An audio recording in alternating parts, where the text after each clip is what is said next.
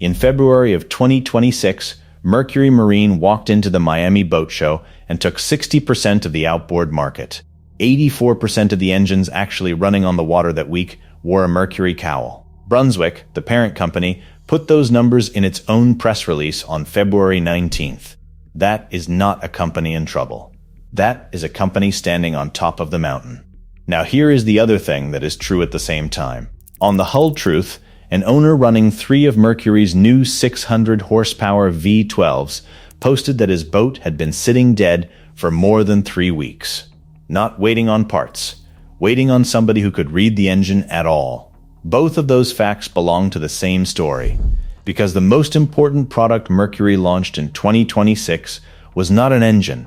It was a piece of software called Boost, which a dealer switches on to give you between 5 and 21% more acceleration on the motor already hanging off your transom. No new hardware, no new parts. A dealer flips it on. Hold on to that number. 5 to 21%. It explains this entire video by the end. And to understand how horsepower became something somebody else turns on for you, you have to go back to 2004. Before we start, one line and then I leave you alone. The Outboard Blacklist and Buy List is one of 6 guides in the bilge files at hullhonest.com, and it is what keeps this channel free of sponsors. Stay to the end, because the last act is the exact list of model years where the door quietly closed. Act 1. The engine as an object. In 2004, Mercury launched the first Verado, a supercharged 2.6-liter inline-6 4-stroke, in a world that still ran 2 strokes offshore. It was tall, it was heavy, it was smoother than anything else on a transom. But look at what an outboard still was in that era. Aftermarket service manuals cover Mercury outboards from 1965 all the way through 2020. MarineEngine.com sells them right now. A competent owner with a socket set, a manual, and patience could work through almost anything on a pre-2005 2-stroke or an early 4-stroke. That is not nostalgia. That is a documented fact about how those machines were built. The knowledge was published. The tools were generic. The engine was a thing with bolts in it.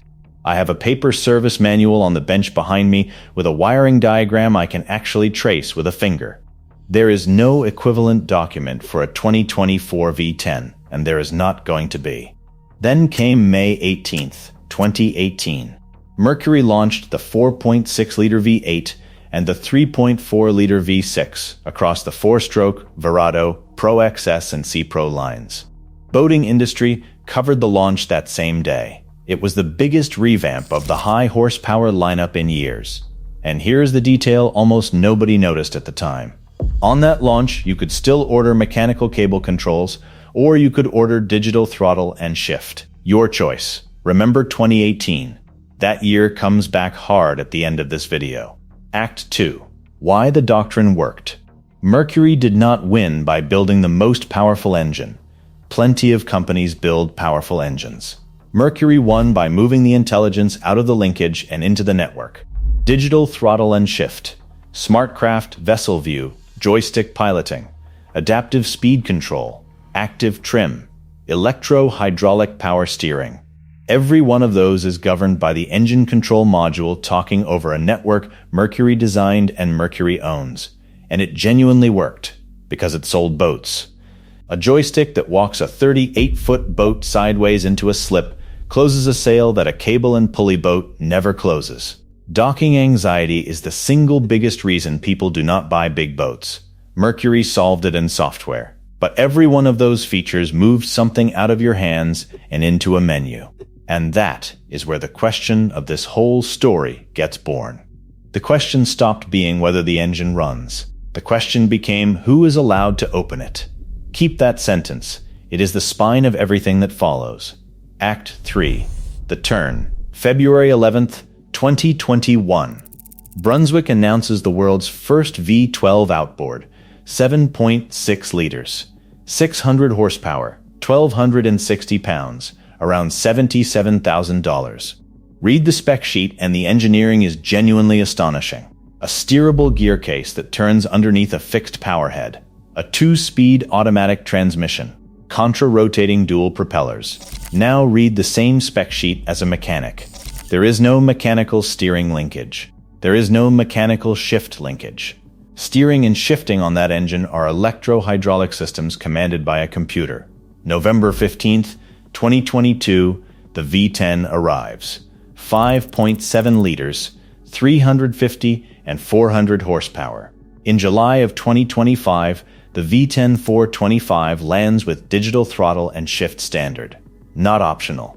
Standard, in 4 years, the entire top of Mercury's lineup crossed a line. The choice you had in 2018 was gone.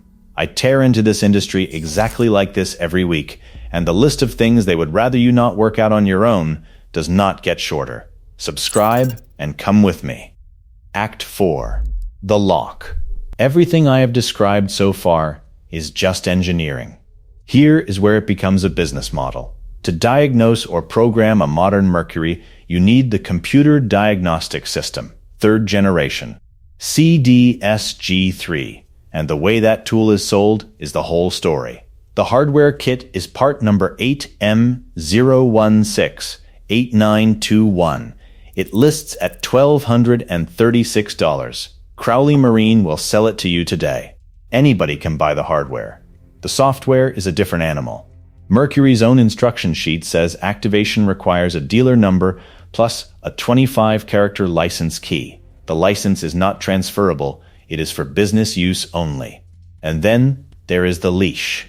Mercury Service Bulletin 2010-74 required the software to be revalidated online every 30 days against an active dealer account. Later documentation extends that to 45 days, with a 5-day grace period to finish a job. Miss the window, and the tool you paid for stops working. Think about what that means. It is a wrench that phones a factory every month to ask permission to still be a wrench. On the Hull Truth, an owner asked his dealer to sell him a license. The dealer's answer, and I am paraphrasing his post, was that everything the owner did would be logged under the dealership's own account number. So, the dealer said no. That is one forum thread, one man, one dealership. I am telling you, it is anecdotal, because it is.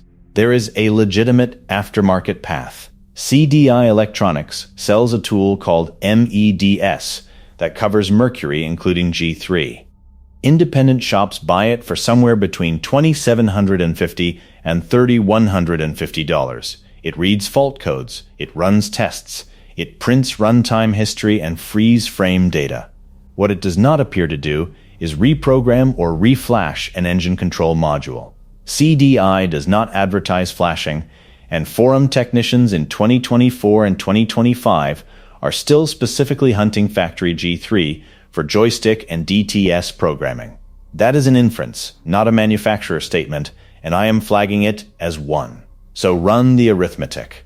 The independent shop pays roughly twice as much for a tool that does less. The dealer pays $1,236 for hardware that does everything, because the dealer has the account. That is not an accident of the market. That is the shape of the market. And now, Boost pays off. 5 to 21% more mid-range acceleration, delivered as a dealer-installed calibration. Gated to specific engine serial number ranges with no hardware changes whatsoever. Mercury announced it in February of 2026. The horsepower was in the engine you already bought. Somebody else holds the switch. Now the objection. And it is a good one. So let me say it in your words first. Emissions law requires locked engine control modules.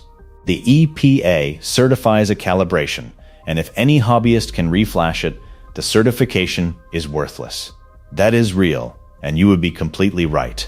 Here is where it fails. Emissions law explains why you cannot rewrite a fuel map. It does not explain why an independent shop cannot buy the software to read a fault code, calibrate a joystick, or pair a replacement module.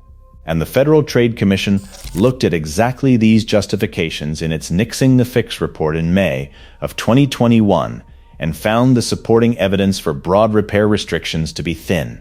And Boost has nothing to do with emissions at all. There is a legal backstop, and it is weaker than people think. The Magnuson-Moss Warranty Act of 1975 stops a manufacturer voiding your warranty just because an independent did routine maintenance. It does not compel any manufacturer to sell that independent, the diagnostic software. That gap is the entire argument. Worth noting on top of that, Mercury's own warranty chart excludes product from coverage 6 years after the date of manufacture. So the clock on dealer goodwill is finite and printed. Now let me be straight with you, because the sharp guys in the comments always are. The title of this video says dealers are panicking. Having read the numbers, that framing is wrong, and I am not going to pretend otherwise. Brunswick's propulsion revenue in the first quarter of 2026 was $571.3 million, up 17% year over year. Mercury's rolling 12-month United States retail share sits around 47%. Dealers are not panicking. Dealers are winning. The people getting squeezed are independent shops, do-it-yourself owners, and anybody whose engine has aged past warranty. And the marine industry is actively defending that arrangement. When New York passed its Digital Fair Repair Act, the Marine Retailers Association of America lobbied to have marine equipment excluded from it. They succeeded. The honest version of the headline is this: independent repair is what should be panicking. And the industry is working to keep it that way. Which brings up a comparison I want to handle carefully, because it comes from a completely different industry. John Deere ran a structurally identical system, buyable hardware, full capability software called Service Advisor, restricted to authorized dealers at $3,160 a year. The Federal Trade Commission sued in January of 2025. On July 8, 2026, Deere settled with the FTC and 5 state attorneys general on a 10-year agreement to give independent repairers the same software capabilities its dealers get. A separate $99 million class action settled in April of 2026. Agriculture is not boating. Farmers had an organized lobby and a documented multi-billion-dollar annual harm. Recreational boaters have neither, and their trade association is lobbying the other direction.